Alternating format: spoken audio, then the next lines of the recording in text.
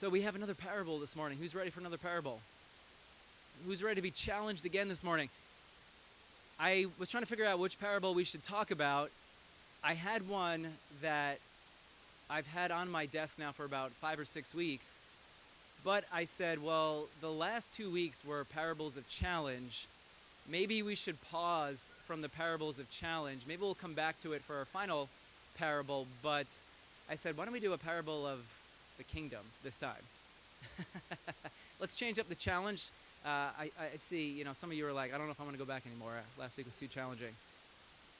There's one author, he breaks the parables up. I forget what I said last week. It's kingdom, grace, and judgment. And so past two ones, judgment. Today's going to be a parable of the kingdom. What does it mean for God's reign to be present in this world? Now, the title of today is The Ever-Present, Mysterious, Always Working Seed.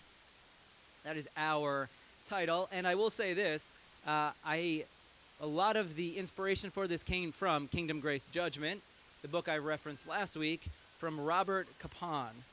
And if anyone is looking for a book on parables or a book just for some mental stimulation, mental inspiration, this book will, oh my goodness, I read this book about 12 years ago, and then I'd forgotten all about it until I came back to the parables for this summer.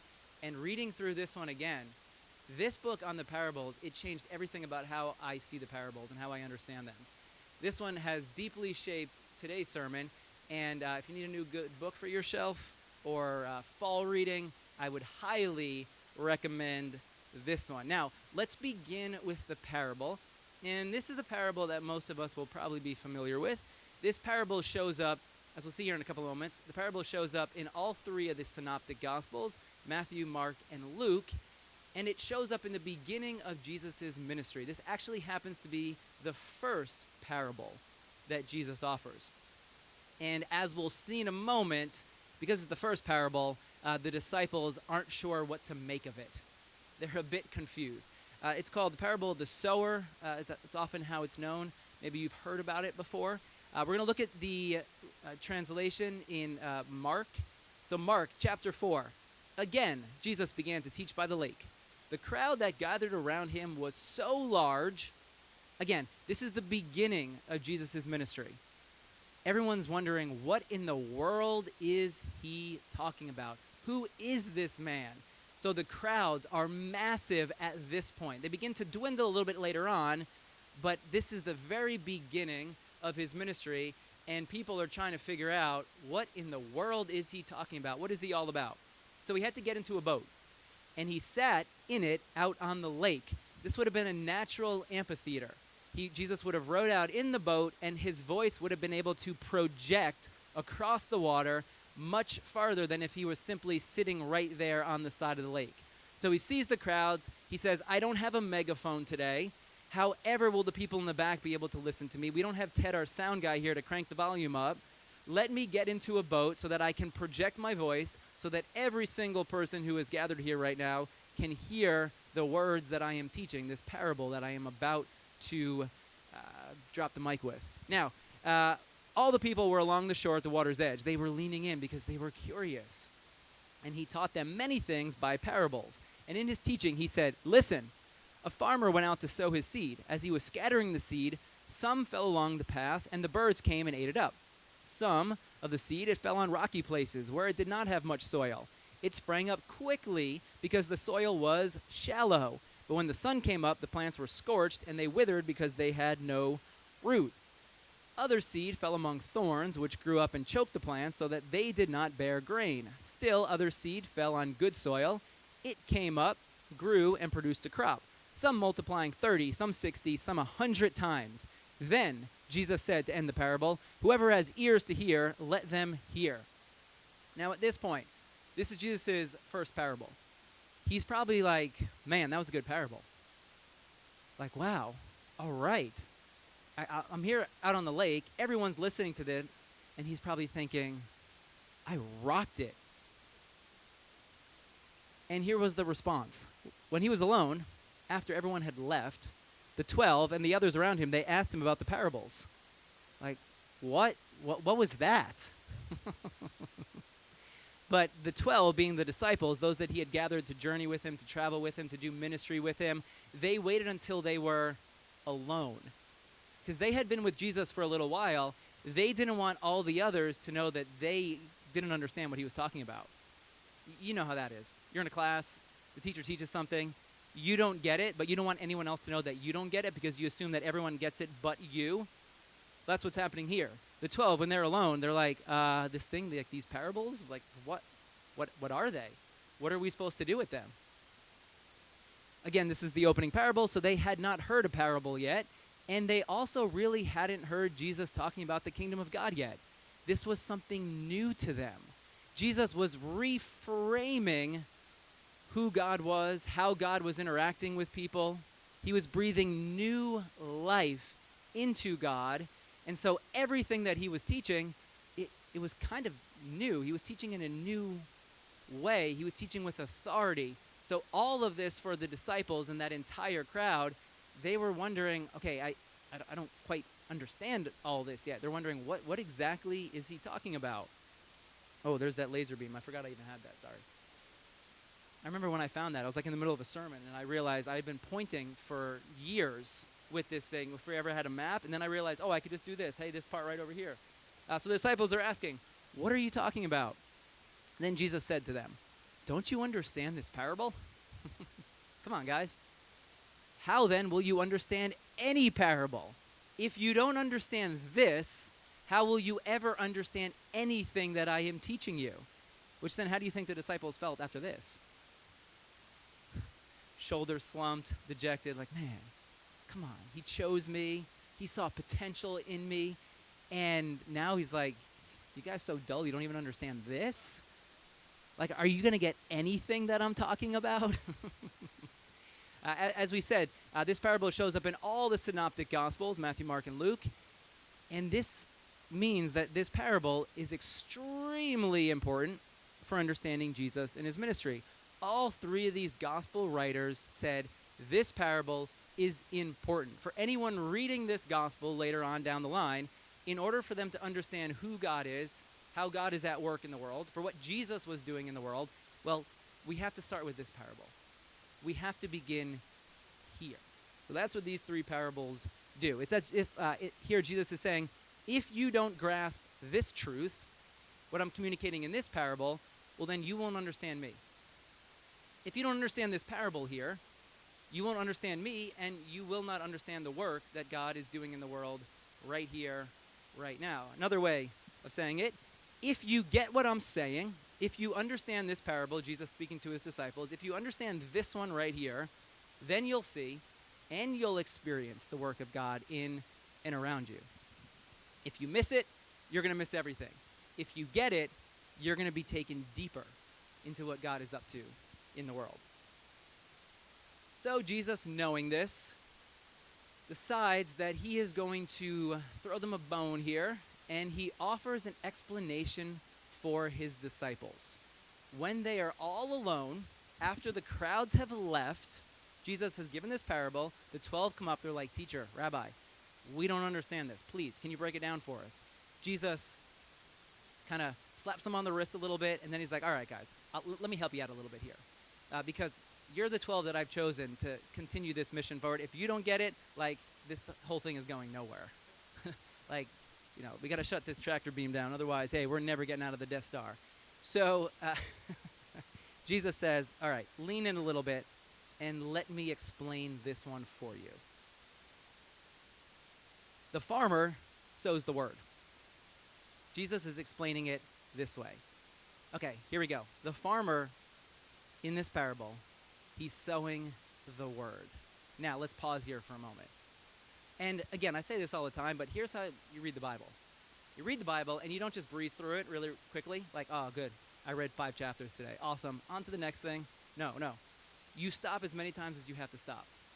Whenever you have a question, you pause, even if you're, 5 words into it. Whoa, okay, hold on a second here.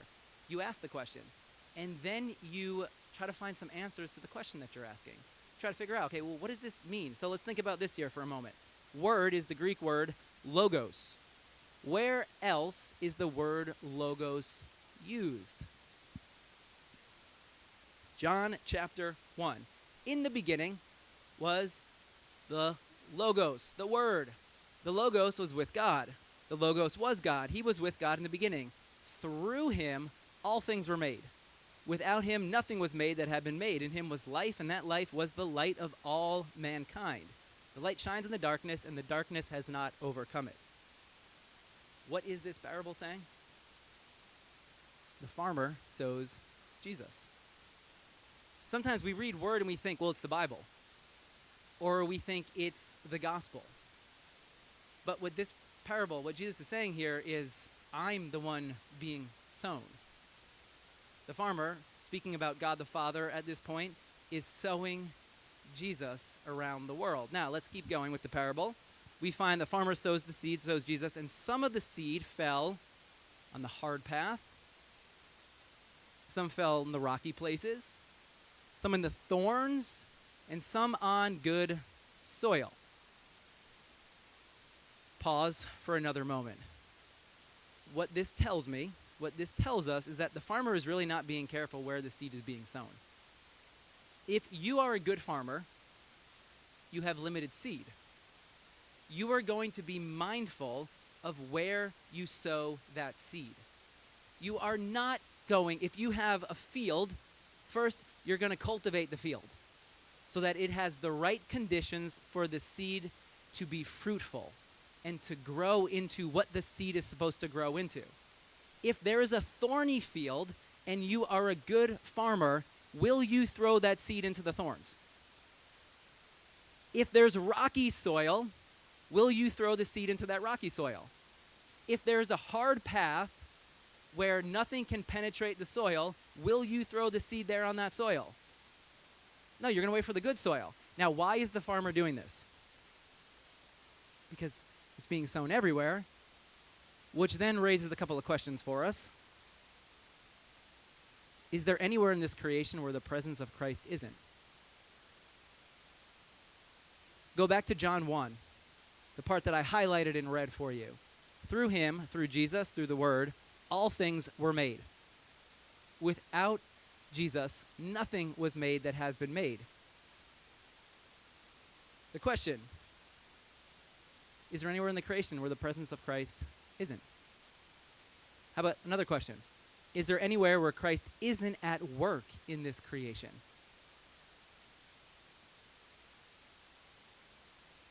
Here's what I would say this parable is telling us. Here's point 1. Christ is at work within you right this minute. Right now. Because wherever you happen to be, wherever you step, wherever your life is right now, the seed has been sown. The presence of Christ is right there. All life is held together by Christ. If not, well, then there'd be no life, is what John tells us. So Christ is at work within you right this minute, and I have a disclaimer for you, even if you don't feel it. Because we all go through moments in life when it feels like the work of Christ has gone silent in our lives. When it feels like Jesus is missing. When it feels like the healing, grace-filled work of God in our lives is absent. What this parable says is that the farmer has sown the seed everywhere. Jesus is everywhere and always at work in your life, even if you aren't aware of the work that's happening. Now, as we continue with the parable, we have 4 soil conditions, which represent the response to Jesus and God's kingdom, or God's way of life. So the seed is everywhere, but then there's our heart. There's the human heart. And there's 4 soil conditions that Jesus raises. The hard path, rocky places, thorns, good soil. First, before we get there, let's think about how a seed works for a moment. Seeding 101. A seed is what? Very small. Yeah, that works too. You get a seed, this very, very small little thing, and what do you do with the seed in order for it to produce its fruit? You bury it in the soil. Think about this. Jesus being sown everywhere. Well, if Jesus is like a seed, it's as if the presence of Christ, it's buried, it's hidden all around us. In order for the seed to do its work, it has to be buried. It has to disappear for a moment. It has to go into the dark. Think about resurrection. Where did resurrection occur? In the dark, not in the light. In the dark. And then there's a certain mystery then to how a seed produces its fruit. We know about some of how it works, but could we really fully explain? Well, here's how a seed becomes the fruit that it was intended to be. There's a certain mystery to the whole thing. That's how it works with the work of Christ in our lives. Sometimes it's hidden, and our eyes need to be open to it. And then there's something that happens within us, and we can't fully explain how God works. You can't put a finger on it. You can't define it. Sometimes you can't logically, you can't rationalize it. There's just a mystery to the whole way in which God works in the world. In other words, you can't control it. You can't force it to go in a particular direction. The only thing that you can do is be open and receptive to how God wants to work in your life. The trouble becomes when we try to control how God works. But when you think about a seed, you got to bury it. It has to be hidden. And there's a mystery to how it actually grows into the thing that it was intended to grow into. But here's the other thing about seeds. And this, oh my goodness, think about this for a moment here, because this just blows my mind thinking about it. That small little seed that could grow into a massive tree or tons of fruit, all the fruit that that seed can produce is contained within the seed from the very beginning. No matter how large it grows, no matter how much fruit it produces, and think about some of these really, really tall trees. I was driving around yesterday after the storm, and there were massive trees all over the road. All those massive trees started as a very small seed. So the seed, Jesus, it contains within it, when it's being sown, everything that it could ever produce. All the largeness, all the fruit. It's right there in it from the very beginning. Now, the question then becomes, how do you actualize the seed? How does it produce its fruit to the fullest of its potential? Now, part of that is due to soil conditions. You need the right soil condition. Jesus continues his explanation. Some people are like seed along the path where the word is sown. As soon as they hear it, Satan comes and takes away the word that was sown in them. Now, if we go back to the original parable that Jesus taught, here is how he described this portion in the original parable. As he was scattering the seeds, some fell along the path, and the birds came and ate it up. So the birds are being equated to who? Satan. Which brings a whole new meaning to this movie. I now understand Hitchcock's The Birds. What Jesus is saying here in this parable, there are powers, there are forces actively against the work of Christ in the world. You have experienced these forces before. They try to take you away from grace, from extending grace to others, things that actively remove you from loving others, God, the world, creation. Jesus is saying right here, there are powers, forces that actively are taking you away from the work that God wants to do within you. But, and again, here's how you read the Bible. Because you ask the question, well, what do birds do after they eat? I have a picture for you.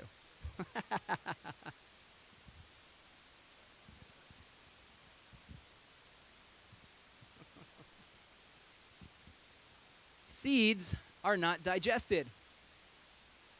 So if a bird comes up, picks up a seed, and does this, ejects it out the rear end, well, now the seed gets planted elsewhere. This is actually how seeds and different vegetation spread early on in human history, or in the history of the world. Birds would come up, they would eat the seed, then they would fly somewhere else, and they would eject it out, and now the seed is planted in new soil. The seed was not destroyed. You know what this is saying? Nothing can stop the word. The birds come and take it, but in reality, they're just spreading it further. There's powers, there's forces. They are against the work that God wants to do in the world, but in reality, that work can't be stopped. That word, or that which God is up to in the world, is stronger and more powerful than any force that can come against it. That is the truth of resurrection as well. This is what Jesus is telling his disciples. Hey, there's going to be times when it feels like you're being pulled away, when it feels like someone is trying to take you away from our ministry, from our work in the world. But remember this as we get started. Remember this. There's nothing more powerful than God's work. There's nothing more powerful than the Christ that is in all things, sustaining life and sustaining you. Jesus continues. Others, like seed sown on rocky places, hear the word and at once receive it with joy. But since they have no root, they last only a short time. When trouble or persecution comes because of the word, they quickly fall away.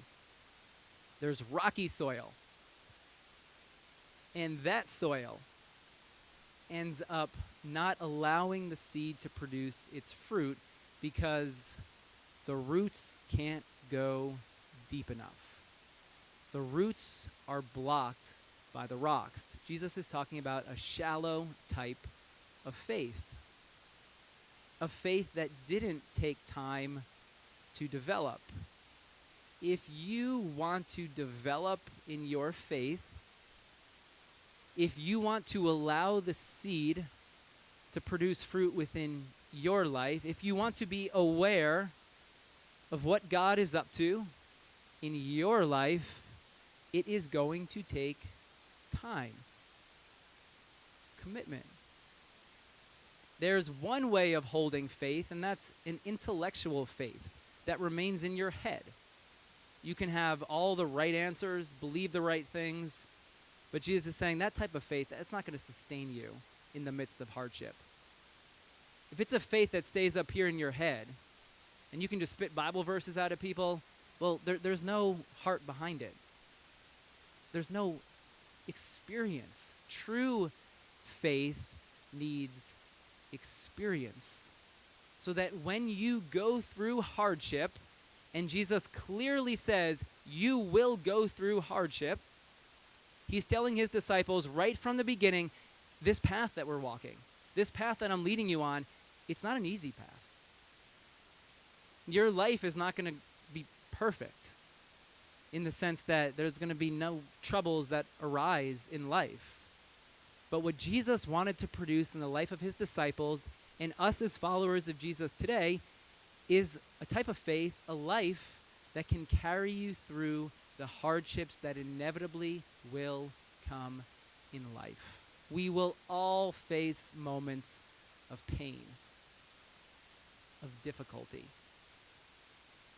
And the life that Jesus wants to produce within you is the life that is able to carry you through those painful periods in life. Jesus, don't think this is going to be easy, guys. We're going to have some struggles because that's what it means to be human. But the seed that is being sown, the Christ, is able to carry you through those moments of struggle and challenge and pain and difficulty. And then, still others, like seed sown among thorns, they hear the word, but the worries of this life, the deceitfulness of wealth, and the desires for other things come in and choke the word, making it unfruitful. Thorns, they're like distractions. They're the worries that we have throughout the week, and we all have them. And oftentimes these distractions, these worries, they pop up because we are trying to control where our life goes. We're trying to control the whole thing. And whenever we're trying to control, we have our 3-year plan, our 5-year plan. It's good to plan ahead. It is good, of course, yes. But when we say this is how it has to be, and we allow no room for the mystery, we allow no room for God to work the way in which God is going to work, We try to control where God can work, how God can work. All of that ends up choking the life of the seed and producing unfruitfulness. The Greek word karpos, no fruit. When we allow ourselves to be distracted, or when we allow worry to well up so much within us by trying to control everything, it diminishes the power of the seed in our lives. Then we have the good soil. Others, like seed sown on good soil, hear the word, accept it, welcome, receive, not reject. Well, then it produces a crop. Some 30, some 60, some 100 times what was sown. In other words, you don't know how much crop will be produced. And it's not for you to compare yourself to someone else's crop. Because there's some crops that are 30-fold, some are 60, some 100 times what is sown. Again, there's a mystery to the whole thing. And if you're trying to compare your crop to someone else's crop, well, now that's going to just create worry and anxiety, and now that's the thorns are just going to choke out the life within you. The only thing you can do is to open your hands to what the seed wants to do in your life, what Jesus wants to produce within your life. And whenever you are now looking around to what others have or what's being produced in their lives, well, that's just going to create jealousy and envy and take you away from the work that God wants to do within your life. Here's a quote from the book I quoted earlier. The whole purpose of the coming of the Word of Jesus into the world is to produce people in whom the power of the kingdom will bear fruit. What does Jesus want to do in your life? Allow you to bear fruit. And what fruit? Well, the fruit of love, fruit of joy, peace, patience, kindness, goodness, the fruit of the Spirit. That is what God desires to produce within your life.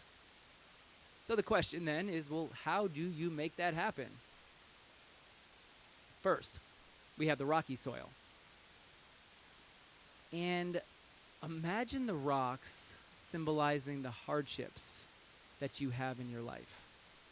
The things that aren't going the way in which you hoped or desired they would go. See, we all have rocks in our lives. We all have hardships. The invitation of Jesus is to take those rocks that are blocking the seed from developing strong, sturdy roots, remove those rocks, and now entrust them to Jesus. Sometimes we take our hardship and we hold on to it because for some of us, it's become our identity. We define ourselves by what we've been through or by what we're going through. And so we hold on to those rocks, think, well, this is a part of me, and I don't know who I would be if I didn't have this. Or sometimes we try to control what we're going through. And so we hold on to those rocks, and the roots of faith aren't able to develop in our lives. So the invitation of Jesus is to entrust the hardships so that your roots can grow. You take those rocks, you lay them at the foot of the cross. You entrust them into the hands of Christ, saying, this is too much for me to carry on my own. Or I've been holding on to this for so long, and I need some healing from what I've been through. And so you open your heart to receive that healing, to receive the grace that Christ offers. And then we have the thorns. There's a portion of our yard right along the edge, and whenever I cut the lawn, there are these weeds that are growing out, these thorny weeds, and whenever I drive by on my tractor, the thorns get caught on my shirt. And that's what happens with thorns. They get caught on your clothing. and then they hold you back. They choke the life out. And some of us, our lives are filled with thorns. And it doesn't feel like we're free to just run. It doesn't feel like we're free to allow that seed, Christ, to produce within us the fruit that Christ wants to produce, because we're being caught up by the thorns. They're holding on to us. They're catching on our clothes. And so we need to remove the thorns. We need to cut them away so that we can be free, so that we can allow the seed to do the work that the seed wants to do within our lives, so that we can be people who have this fruit, the fruit of the Spirit produced within us. So how else do we allow for that seed to produce its fruit? Well, you have to remove the thorns that are catching you. Jesus likened them to distractions. Are there any distractions in your life right now? Any desires that you're chasing after and you realize they're choking the life from you? Rather than giving life, they're actually removing life from your soul. And so this morning, you need to cut those thorns away. You need to remove them so that you are no longer caught on their thistles. What we're going to do here in closing is we are going to celebrate Eucharist, the good gift of Jesus, the Word that has come into the world in order to produce life within you, an abundant life. And this Word, as we've seen, there is nothing in the world that can stand against it. And the only thing for us to do is to open our hands, open our heart, and receive. Welcome that work. So as you come forward, as you take the cup, as you take the bread, are there any rocks that you've been holding on to? Any hardships? And you need to lay them down. Are there any thorns that have been catching you up, holding you back, choking life from your soul? Are there any thorns that you need to cut away this morning? And then as you come forward, may you experience the healing, the love, the freedom, the grace that Christ brings.